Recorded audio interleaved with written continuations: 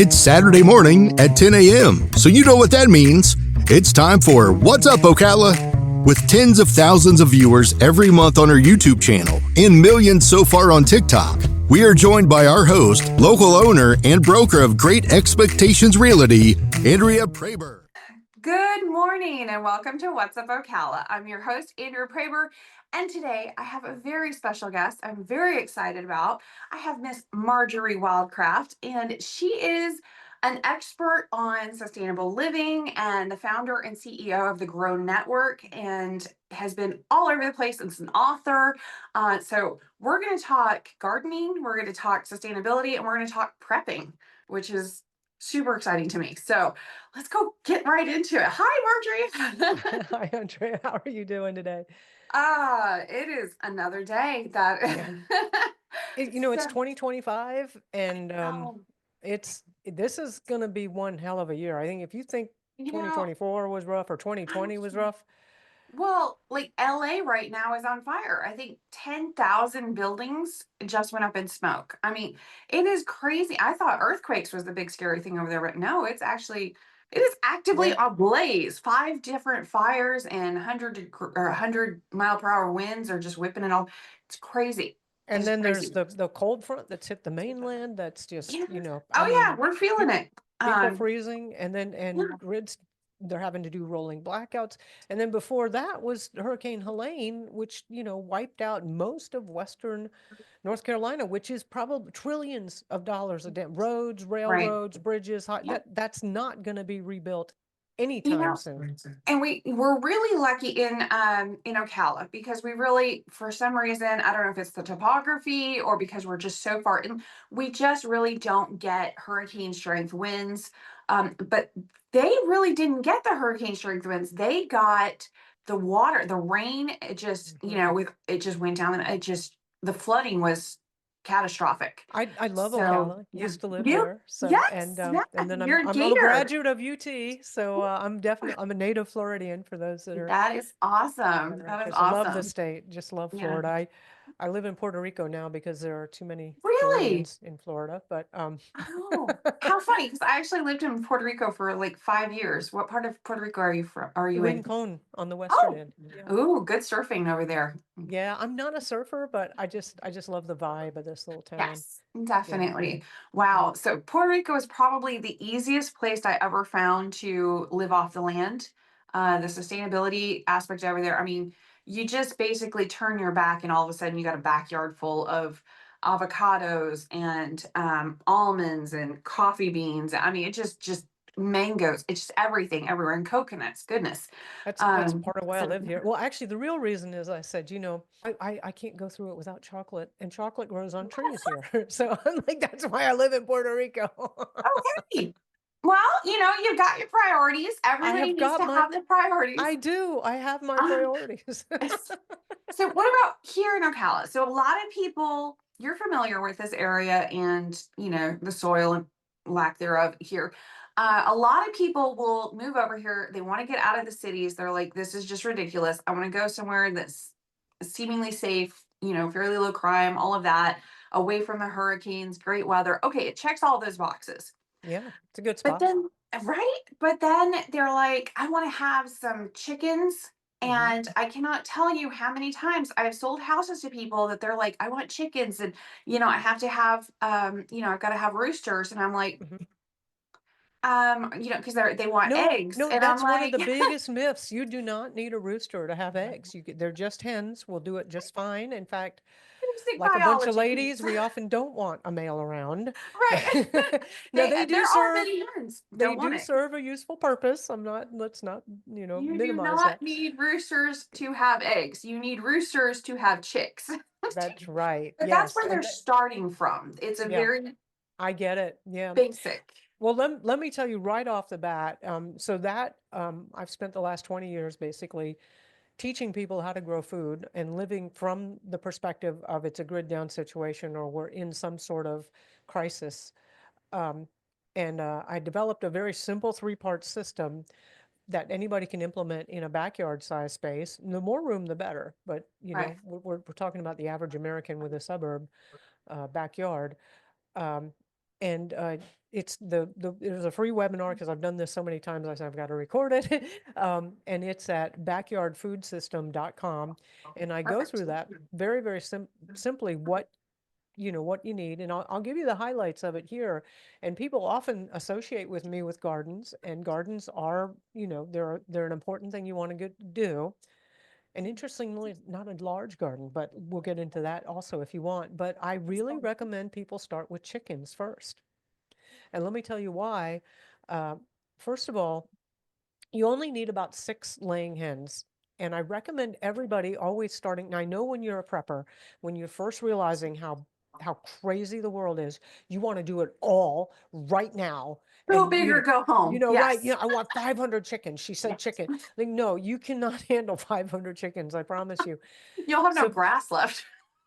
you know, so 6 laying hens in a little chicken coop that's about the size of a car parking spot, right? Part of it is the house that's enclosed that they go in for protection from the cold or the heat.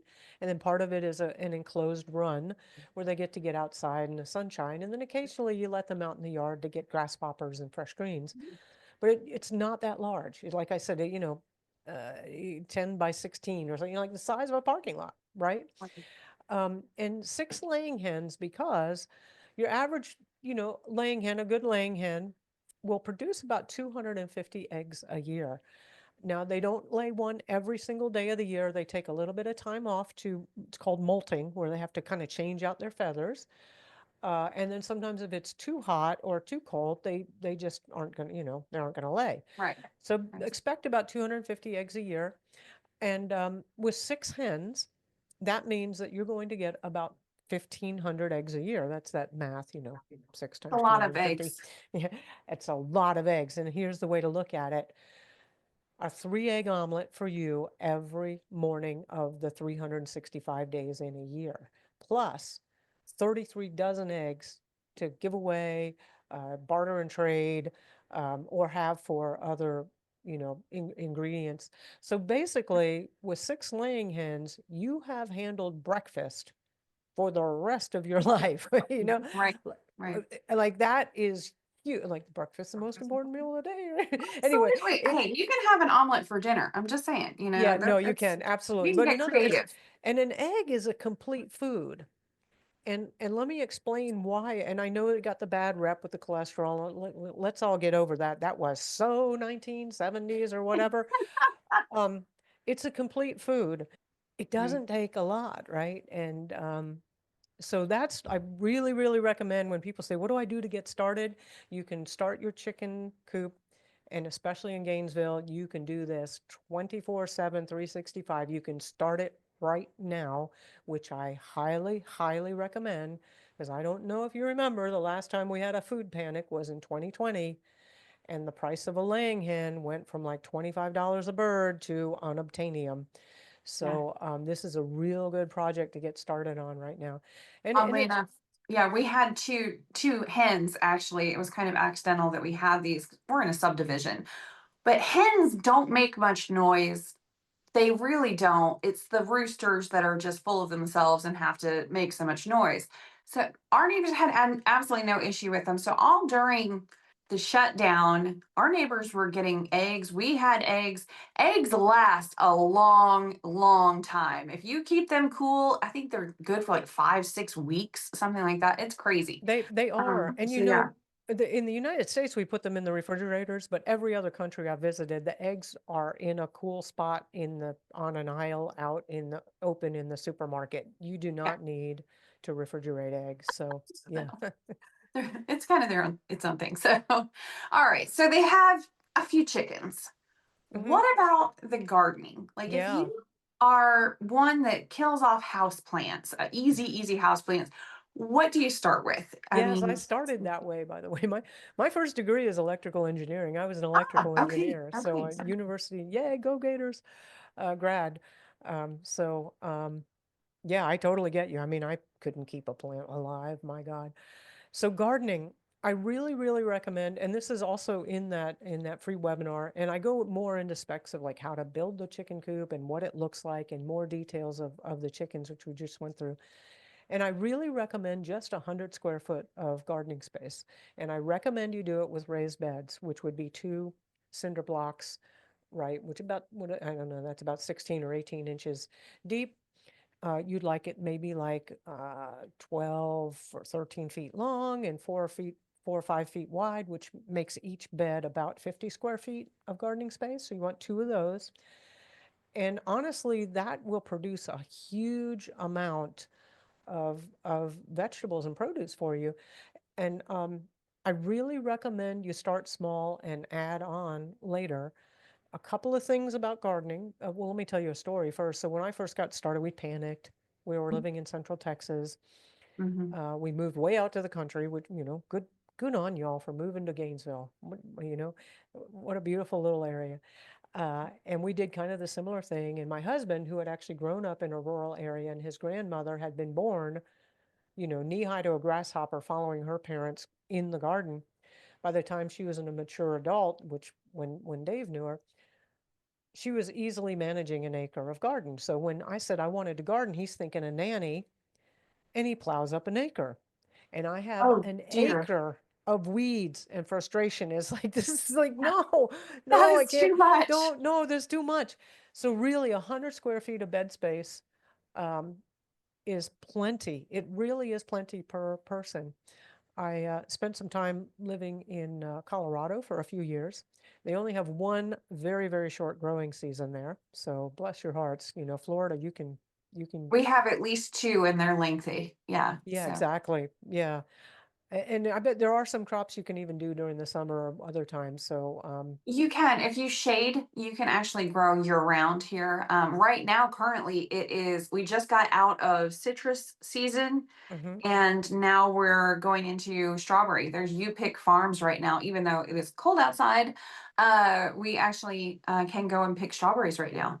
Oh man, I love Yeah. that. There's nothing like a fresh strawberry right off the Right? plant. Oh You'll yeah. never eat one of those sour store-bought things No, again no, after you've eaten one no. of those. We Yeah. are very fortunate with this stuff. So Yep. yeah.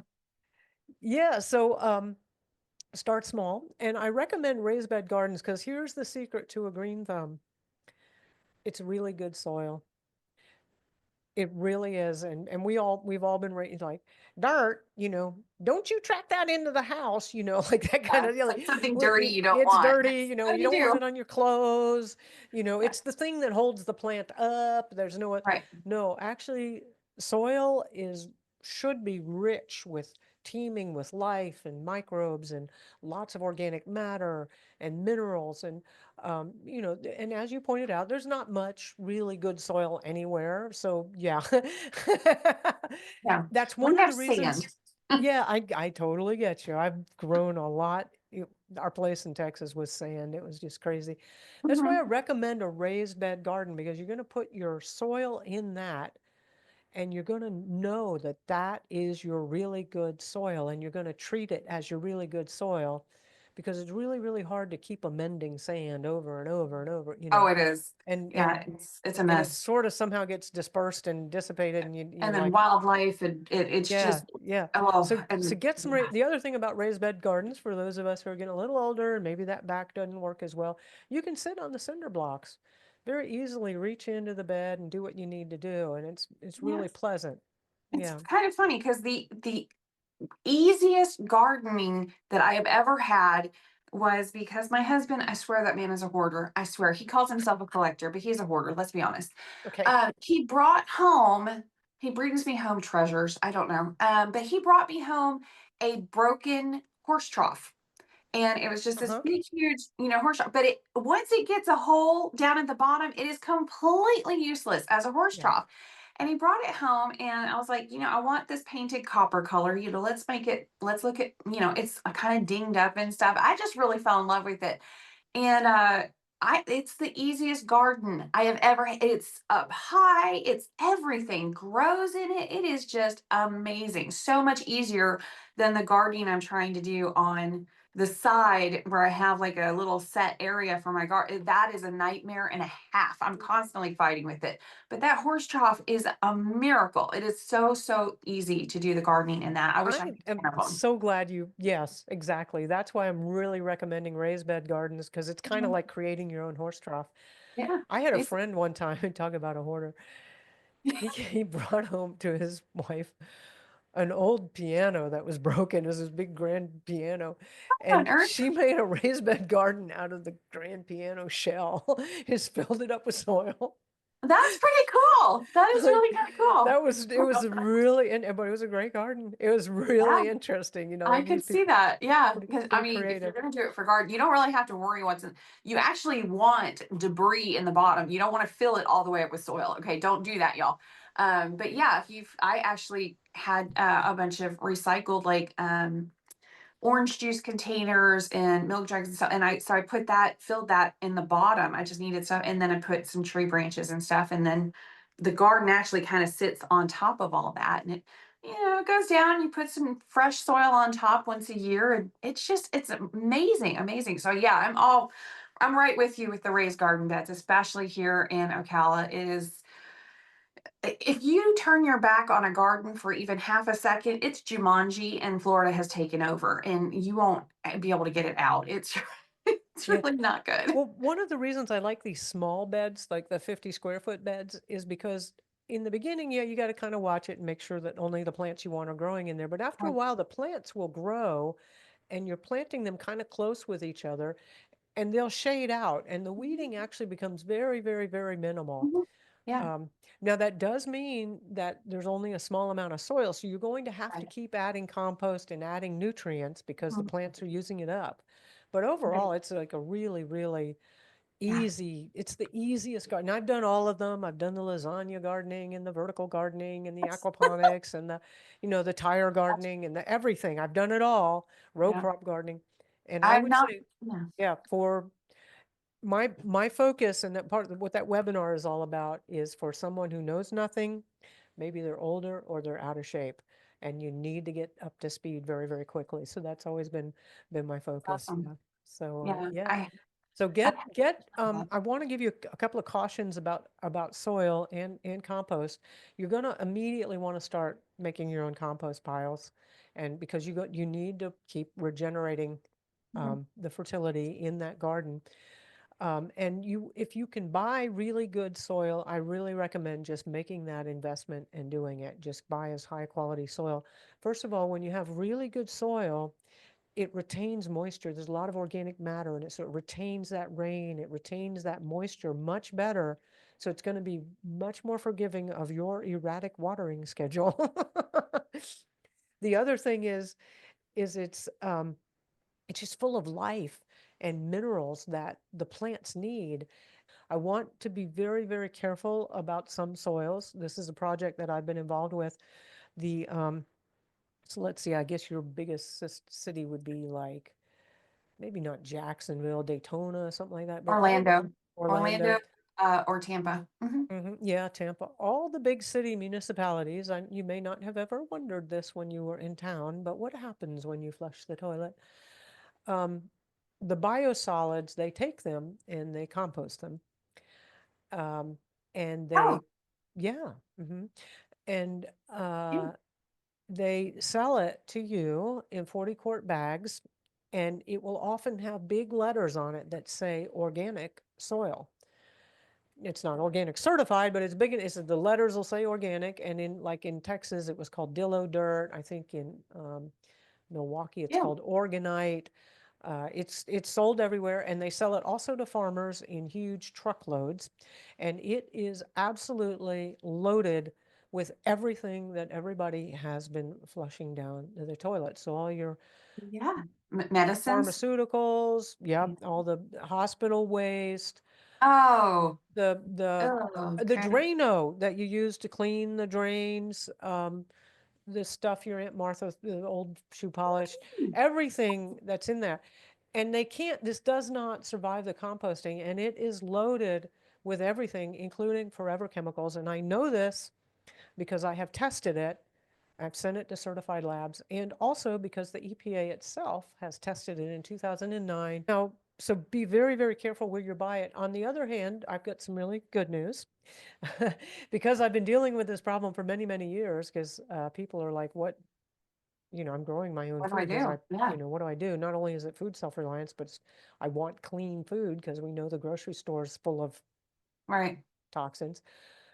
I ran into some guys, this happened last year. I ran into some guys who claim to have a mineral, and it's an all natural, it's like fulvic and humic acids and um, microbes, all natural application to soil that they said would destroy forever chemicals, and it would make heavy metals biounavailable, and it would destroy glyphosate, which is that horrible Roundup chemical.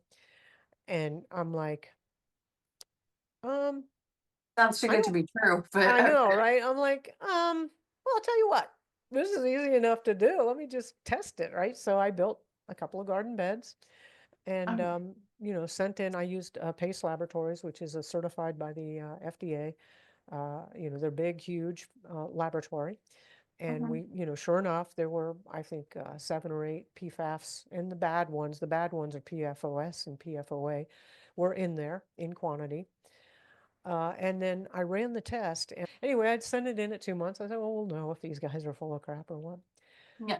And um, 2 of the forever chemicals were completely gone. And of the 5 Wow. others, they were either reduced by 10% or 85%.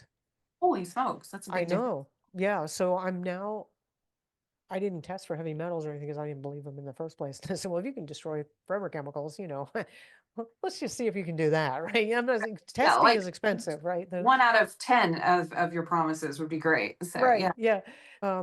If you want to see all the history of it, you can go to thegrownetwork.com/soil-detox, and that's where I've been posting, whenever I do anything, when I apply microbes or No. when I build the beds, or, because I'm like with these researchers who call me from these different labs, they're like, what have you been doing? What's your procedure? And I'm like, here's the videos, here are the lab results, you know, Wow. yeah. And anyway, I just wanted to give you that for hope for building your soil. And even if you have existing soil, adding this to it is going to be incredible. So when you get going, good soil. The other thing, by the way, and you're not far from Ocala, right, with the thoroughbred ranches and farms. Yeah, we're right in Ocala. Yeah. Yeah. So Oh, this is you're in this, Ocala, this one not is for Gainesville. Ocala. Yeah, Okay, yeah, I'm sorry. I was exactly. thinking Gainesville. Okay, yeah, Ocala, you got that wonderful thoroughbred farms. I Mhm. actually worked on a thoroughbred farm when I was a teenager out there. It was the one Oh that had wow. blue fences. I don't know if they're still there anymore, but they were kind of famous back in the day. Yeah. All of those horse quality hay that they feed those horses have grazon on it, which is a chemical that's designed to kill broadleaf weeds. So that horse manure is going to be, and I've done this myself. I've gotten a load of horse manure and I thought, oh, I've hit the gold mine. Like, this is the best compost ever. And then everything died. So be very careful Wow. where you're sourcing your stuff from, and know if all your plants die, it's not because you're a horrible gardener. It may be because your soil is a mess. Remember, the secret to a green thumb is really good soil. When your plants are healthy because they've got all the minerals and they're well fortified, they're healthy and they're strong, and they can resist insects, and they can resist, temperature swings and climate change and whatever's going on. But when your plants don't have that and they're just struggling in that sand, they're going to die. Your broccoli's going to die with that first cold snap, right? So Yeah. that's the difference in good soil. So you'll be a really great gardener. Get some good soil, make sure it's healthy, and that's the best of guidance for growing food in yeah, Anywhere. anywhere. Yeah. Marjorie, you are just a font of information. There's so much stuff that I want to get into and just dig in deeper with you. You're amazing. Thank Uh, you. but uh, let's go ahead and we will, if it's all right, we'll go ahead and maybe have you come on again in the future if you have time for us. Yes, no, I'd be more than happy to. I mean, That's great. yeah, Yeah, we that's can awesome. go into that more, and then we can also go into what might be more near and dear to your heart is, picking out a homestead or a survival retreat. Like, what are the characteristics you're looking for in that? So, And it would be yeah. interesting, especially for here, since I mean, you dig more than 6 feet into the ground and you're in water. So, it's not like we have basements or we can do any kind of underground sheltering or anything like that. So it's kind of difficult here. So yes, I definitely want to get into that because that's definitely a fear that people have is, if there's tornadoes, if there is, I don't know, the zombie apocalypse, whatever, Yeah. they want to be prepared for everything. Yeah. What do they do? How do they do that? So yeah, I definitely want to Yeah. get into that more with you. So But go for it. Yeah. get yourselves Andrea, figured out. thank you so Absolutely. much. I'm really glad to have the opportunity to share with people, and It yeah, was hope. awesome. Now, can you give your website one more time where they can see all of the information, really kind of get into the meat of it with you? Yeah, I really recommend that free webinar at backyardfoodsystem.com. That's Okay. backyardfoodsystem.com, and that will teach you the basics of partly of what we just went over here with the gardens and the chickens, and I'll show you basically how to grow half of your own food in your backyard. Um, and it really takes like a half an hour a day. It's not that long. And that's even if you're older and out of shape. And I assume you have no experience. And I also assume that you're preparing for a grid down type situation. Right. And then if people are interested in the soil detox project that I've going on, that's at thegrownetwork.com/soil detox. Awesome. Yeah. So, I've been doing this a long time, and the detox. I've been so happy to have run into those guys, Yeah, it to be sounds able like it. to work with that, and I really appreciate anybody who's wanting to get involved with that, because I'm going to tell you, teaching people how to grow food is not a lucrative business. Not in Well, any way, shape, or form. This has really been a passion and mission-driven organization, so anything you can do to support really does help, and I appreciate it. yeah. I mean, when you were first talking about it, I'm like, what kind of snake oil is that? It's way too many promises. But it sounds like it's actually something that they've been working on for decades and, it's been tested. So Yeah, why not? It's yeah, kind and of we're scary doing, what we're putting in our bodies, really. as I said, we've got more testing going on, not only by myself, but others who have a lot more access to a lot. The woman at the Naval Research Lab is going to be doing 20 tests, and she has Wow. you know, I couldn't afford that. He That would has be the 10, resources to do yeah, that. Yeah. that's Uh, $20,000 of testing right there, whew. so I Yeah, can't do that. no, Yeah, gonna go with no on that one. So yeah. thank you so much, Marjorie. I greatly appreciate your time on here and hopefully we'll talk to you soon. Okay, we'll talk soon. Bye. Bye.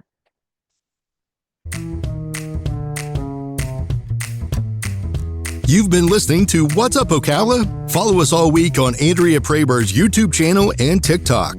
We'll see you next week at 10 a.m. on What's Up, Ocala.